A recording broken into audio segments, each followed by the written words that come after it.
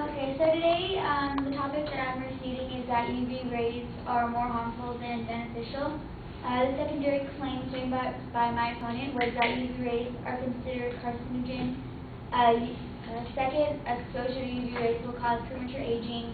And third, taking in too many UV rays can suppress a person's immune system. It is true that UV rays can be harmful, but it weakens my opponent's speech by saying that they're more harmful than beneficial. Actually, they are beneficial. The only time they are harmful is if it's an excessive amount of exposure to your skin. So the website my opponent got most of her information from was the World Health Organization, and what I found on that website was that they made the statement that small amounts of UV radiation are beneficial to health and played a central role in the production of vitamin D. In an article on Medical News Today, Dr. William Grant made the following comment that the health benefits of UVB through production of vitamin D are considerable, with more benefits being recognized at a rapid pace. His work indicated that over 20,000 Americans die prematurely annually and by insufficient UVB and vitamin D. My opponent said that UV rays can cause cancer. However, it's not stated how many cases are actually caused by the rays per year. It is right that UV rays are dangerous and can cause cancer. However, there are many contributing factors such as cloud cover, altitude, sun elevation, ozone, and latitude.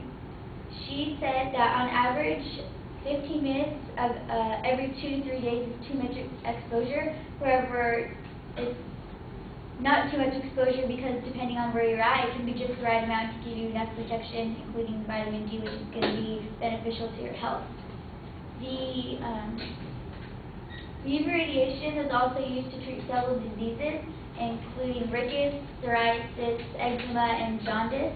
It's also used different ways of benefiting our life, including for pest control. They make lights where insects are attracted to the UV light and it traps the bugs. Also, you can put documents under UV light to tell if they're authentic or not. So those are just a few ways that they benefit our daily life. The second claim my opponent made was that UV rays will cause premature aging. With the skin, it can cause wrinkles, it can cause blotches on the skin. It can also affect your eyes, giving you cataracts or blindness. On the World Health Organization website, where she found her information, they said acute effects of UV radiation include photochoroiditis and photoconjunctivitis. These effects are reversible, easily prevented by protective eyewear, and are not associated with any long-term damage.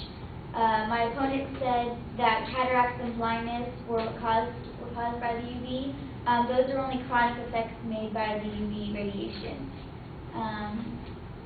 The 15 minutes a day overexposure she had mentioned, it doesn't say under what circumstances they are.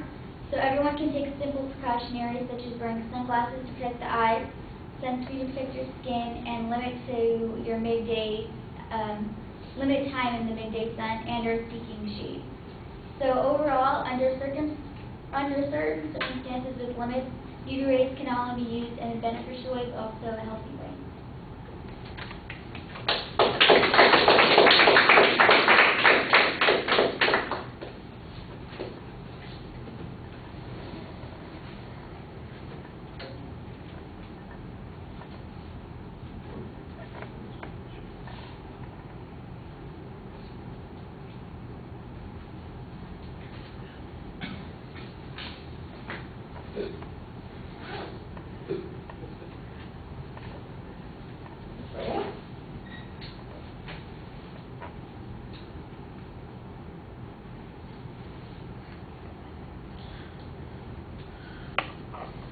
All right.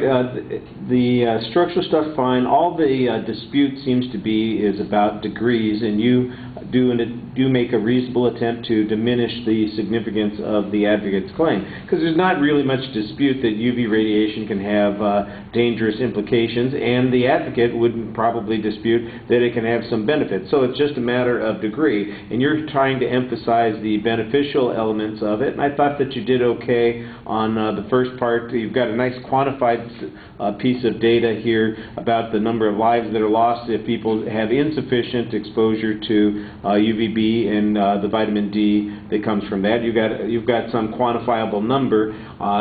Since the advocate doesn't present a quantifiable number on the cancer risk, at least according to you, again, it's hard to remember from a couple of weeks ago. If these were back-to-back, it would be a little bit easier to compare. Then I think that that's one of the things that you can say, that we can clearly quantify some benefit here that is useful. And then the other things that are benefits, we can see things under the light, we can attract bugs. That mostly sounds like they're off topic. They're a little bit of a quibble. They're not really getting you very much in terms of some advantage to human health or even our lifestyle. So I think that that's not really going to do much to advance your position. On the second point, where you in essence argued that the risks can be minimized, I thought that that was pretty good, and you also had a kind of an argument about causality, that it's all variable of a whole series of issues, where you happen to be, cloud cover, elevation, those kinds of things, and that the amount of exposure that the advocate's really talking about is an average, and that sometimes people need more depending upon where they live.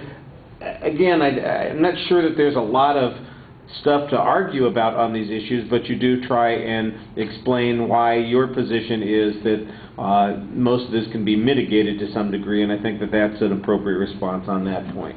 All right. Thank you.